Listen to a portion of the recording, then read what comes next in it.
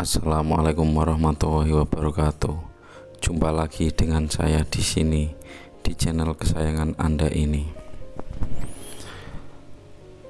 Ucapan syukur ya akan selalu kita ucapkan dan kita tanamkan diri. Senantiasa kita mengucap syukur dan merasakan syukur di dalam kehidupan kita. Karena dengan bersyukur itu adalah kunci untuk kita mendapatkan keberlimpahan. Semoga hidup Anda penuh keberlimpahan. Semoga hidup Anda semua penuh kebahagiaan. Semoga hidup Anda semua penuh dengan kesehatan, sehingga kita senantiasa selalu mengucap syukur dan mengingat Allah, dan kita selalu menjalani kehidupan kita berdasarkan kehadiran Allah ya, berdasarkan tanda-tanda Allah. Allah selalu menunjukkan tanda-tandanya di dalam kehidupan kita. Namun kebanyakan dari kita semua tidak menyadari tentang apa datangnya tanda-tanda Allah. Jika kita pernah berdoa, "Ya Allah, buatlah saya selalu mengingatmu." Jika kita dalam ekonomi yang baik, kemudian kita berdoa, "Ya Allah, buatlah selalu mengingatmu." Kita ekonominya kan baik, kita berdoa seperti itu. Lalu tiba-tiba kita sulit, kita berada di masa yang susah, fase yang susah. Tapi di saat kita masuk dalam fase yang susah itu, kita lebih mengingat Allah. Itu maknanya Allah telah menunjukkan tanda-tandanya kepada kita. Ya, paham ya di sini. Contoh lagi ya. Jika seorang jomblo ya, belum beristri atau belum bersuami atau belum punya pasangan, dia berdoa di dalam hidupnya pada masa jomblo itu, "Ya Allah, jika dia baik kepadaku ya, buatlah dia jodohku yang akan datang nanti akan membuat saya semakin dekat kepadamu. Ya Allah, berikanlah saya jodoh yang bisa membuat saya dekat kepadamu ya Allah." Jika orang berdoa seperti itu di dalam masa jomblonya, lalu kemudian dalam waktu dekat orang tersebut yang berdoa itu akan kawin atau menikah ya. Tapi di dalam pasangannya itu sulit, maksudnya pasangannya itu tidak mudah diatur. Pasangannya itu selalu membuat hatinya bersedih, membuat hatinya penuh dengan ketidaknyamanan, sehingga orang yang berdoa seperti itu selalu mengingat Allah dengan penuh keluhan-keluhan. "Ya Allah, kenapa jodohku begini? Kenapa jodohku galak? Kenapa jodohku tidak mau diatur? Kenapa jodohku selingkuh atau apa?" Pokoknya yang jelek-jelek ya. Tapi orang yang berdoa itu mengeluh kepada Allah, itu maknanya Allah telah menjawab doanya ya, dengan memberikan kejadian peristiwa kepada orang yang berdoa itu, sehingga membuat orang yang berdoa seperti itu membuat dirinya semakin dekat kepada Allah ya. Tapi mereka tidak sadar, malah keluhan-keluhan yang selalu terucap dari bibir atau hati mereka, keluhan-keluhan kepada Allah, keluhan-keluhan hidup yang tidak menyenangkan. Padahal aslinya dia harus bersyukur karena doanya itu telah dikabulkan Allah, tapi dia tidak menyadarinya. Orang yang seperti itu adalah orang yang masih tertutup ya. Lain dengan orang yang sudah terbuka mata hatinya, pasti di dalam setiap peristiwa dia selalu mampu mengecek dirinya. Peristiwa kejadian A membuat dirinya seperti begini, dia akan selalu mengecek, dan dia selalu berhati-hati dalam menggetarkan hatinya. Dia selalu berhati-hati menggunakan rasa hati. Dia selalu berhati-hati menggunakan ucapan bibirnya. Dia selalu mengecek dirinya. Orang yang seperti itu adalah orang yang telah terbuka mata hatinya, orang yang bisa melihat kejadian-kejadian atau peristiwa dengan mata hatinya. Itu adalah orang yang mengenal dirinya. Jika orang sudah mengenal dirinya, secara otomatis orang itu pasti akan mengenal Tuhannya. Sebab rumusnya di dalam ayat suci Al-Quran, kata Allah ya, kata Al-Quran, saya hanya membaca, man arafa nafsa faqad arafa rabbah. Siapa yang mengenal dirinya, maka dia akan mengenal Tuhannya. Jadi pahamilah tanda-tandanya, sebab tanda-tanda di dalam kehidupan Anda atau peristiwa-peristiwa yang hadir kepada Anda di dalam kehidupan Anda saat ini adalah hasil orah rasa dari kehidupan Anda di masa dulu. Jadi selalu mengeceknya. Kenapa hari ini aku mendapatkan begini? Ceklah diri Anda.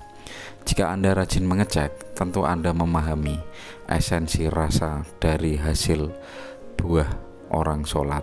Sejatinya orang sholat adalah orang yang bisa mencegah perbuatan keji dan mungkar. Makna perbuatan keji adalah perbuatan yang dolim kepada diri sendiri, sedangkan perbuatan mungkar adalah perbuatan yang dolim atau perbuatan yang merugikan orang-orang sekitar Anda. Jadi orang yang terbuka mata hatinya itu adalah orang yang mampu menyadari apakah dia sudah melakukan perbuatan keji dan mungkar untuk dirinya sendiri dan orang-orang sekitarnya. Jadi kalau dia sudah terhindar dari perbuatan keji dan mungkar, otomatis ya dia itu sudah membuat hatinya tentram dan membuat orang sekitarnya tentram. Orang-orang yang seperti itu adalah orang yang bermanfaat bagi orang-orang sekitar. Tentunya orang-orang seperti itu adalah orang yang beriman, orang yang mengimani Tuhan dengan cara menumbuhkan rasa yang positif ya.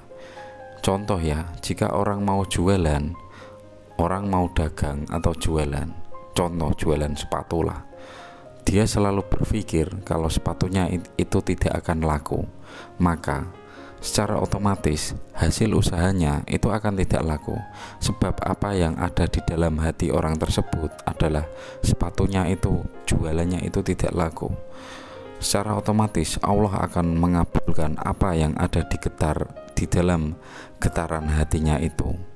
Getaran hati akan selalu terpancar, selalu terdeteksi oleh alam semesta, sehingga itu akan membuat hasil yang sama persisnya. Jika orang yang mengimani, kalau berjualan dia mengimani positif, dia akan laku, maka hasil jualannya akan laku dan akan laris. Dan puncak dari hasil jualan akan laris keras adalah orang yang selalu mengimani dirinya begini, ya Allah, saya ini jualan sepatu, saya niatkan ya supaya membuat orang sekitar saya ini senang, sebab bisa membeli sepatu dekat dan sepatu yang bagus. Jika dia di dalam jualannya menginginkan kemanfaatan kepada orang sekitar, maka secara otomatis jualannya dia itu akan laris ya. Dia jualan tidak mementingkan untung banyak atau apa. Dia jualan hanya mementingkan kemanfaatan kepada orang-orang pembeli. Pasti secara otomatis jualannya dia itu akan laku. Orang yang berjualan dengan niat untuk memperkaya dirinya, ya mungkin dia akan laku, tapi kelarisannya, nilai larisnya itu berbeda dengan orang yang berjualan tapi niat dalam hatinya itu untuk memberi manfaat kepada orang sekitarnya, kepada pembeli-pembelinya.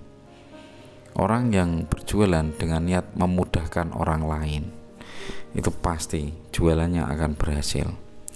Jika kita bertanya kepada orang-orang yang lebih pintar daripada kita, orang-orang yang terlihat putih, orang-orang yang merasa bahwa dirinya itu dekat dengan Tuhan, orang-orang yang terlihat suci, kita bertanya seperti ini,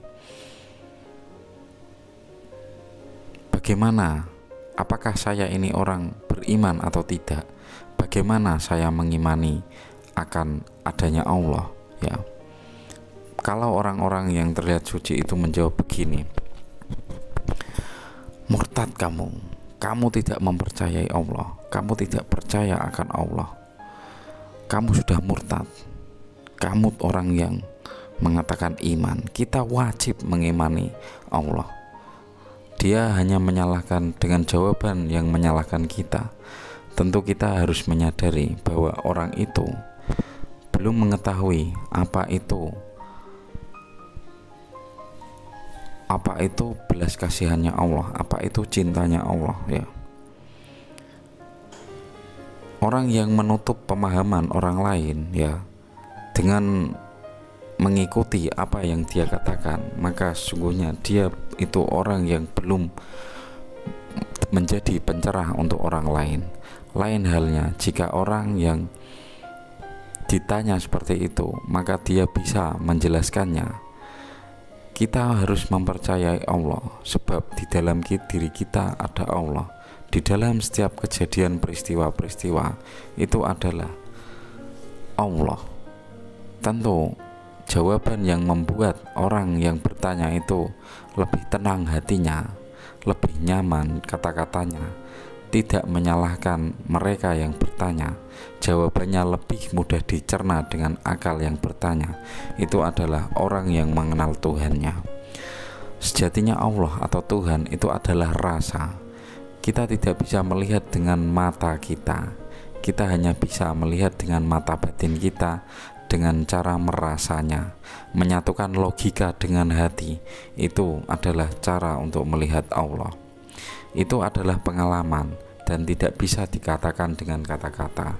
Tentu jika saya memahami Allah dan saya bercerita kepada Anda semua tentang apa itu Allah, tentu jawabannya berbeda-beda. Sebab Allah telah berkata, Allah telah berfirman, laisa kamitslihi syai'un, ya, tidak ada sesuatu yang menyerupai Allah.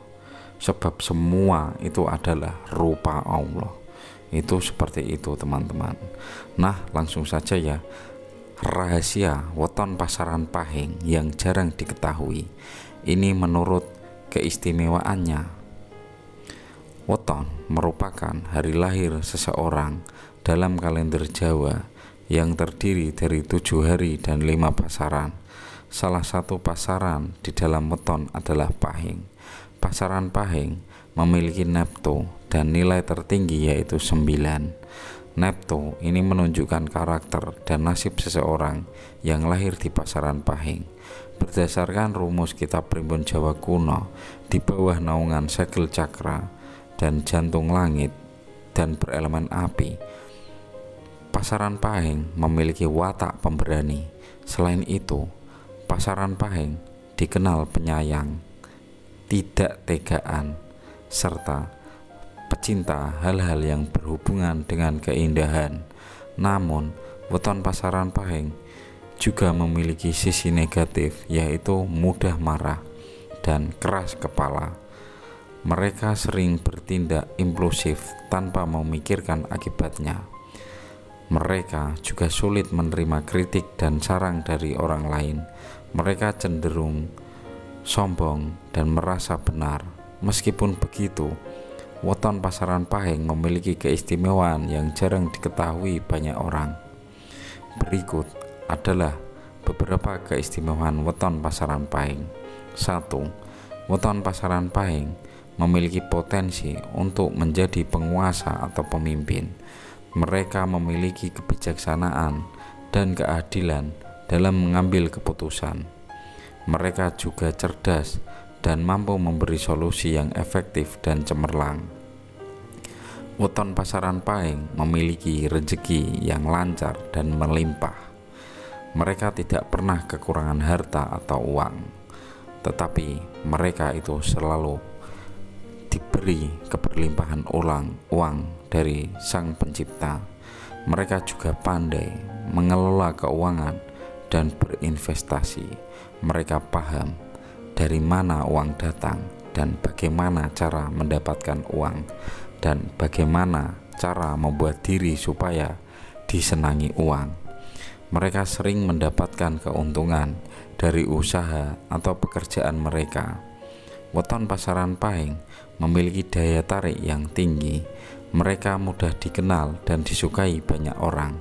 Mereka juga memiliki pesona, karisma yang memikat, berwajah tampan, bertubuh sedap dipandang. Mereka sering menjadi pusat perhatian dimanapun mereka berada. 4. Weton pasaran Pahing memiliki kesehatan yang baik. Mereka jarang sakit, baik sakit hati maupun jiwa atau gangguan kesehatan. Mereka tidak merasakan itu ya. Mereka juga memiliki stamina yang kuat dan daya tahan tubuh yang tinggi. Mereka bisa hidup sehat dan umur panjang. Itu adalah rahasia weton Pahing yang jarang diketahui orang. Beserta keistimewaan weton Pahing menurut Primbon Jawa. Nah, jika Anda terlahir di weton pasaran Pahing, maka bersyukurlah. Anda adalah orang yang diberi kelimpahan dan diberi banyak keistimewaan. Tentu bagi Anda yang tidak berweton Pahing, ya, tetaplah cek diri Anda, tetaplah jaga pola pikir Anda, tetaplah jaga hati Anda, supaya Anda terhindar dari sifat-sifat yang membuat diri Anda khawatir, membuat diri Anda takut, ya. Libatkanlah Allah dalam hidup Anda.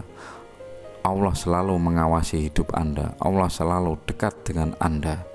Jangan Anda merasa kebanyakan takut dan merasa kebanyakan khawatir. Cek selalu diri Anda supaya diri Anda itu selalu berada di energi yang positif, berada di energi ketenangan, berada di energi ketentraman, berada di energi penuh kegembiraan. Sebab jika orang berada dalam energi itu, hatinya merasakan itu, maka keajaiban-keajaiban besar dari Sang Maha Pencipta Jagat Semesta Raya itu akan didapatkan oleh manusia-manusia seperti itu. Jika Anda belum mendapatkan atau belum mencapai apa yang Anda inginkan, maka fokuslah dengan satu titik keinginan Anda. Jika sudah benar rasanya, rasa sudah terkunci, rasa sudah benar, maka secara cepat, secara mudah, secara ajaib, Allah atau Tuhan Jagat Semesta Raya akan memberikan apa yang Anda inginkan di dalam kehidupan Anda. Tentu kita semua harus selalu senantiasa mengecek jiwa, mengecek diri kita semua. Nah, semoga video saya ini bermanfaat untuk teman-teman semua ya. Salam sukses, salam kaya raya, salam penuh keberlimpahan, salam sehat, salam dari saya, Sang pembuat channel ini. Akhir dalam video ini saya ucapkan wassalamualaikum warahmatullahi wabarakatuh.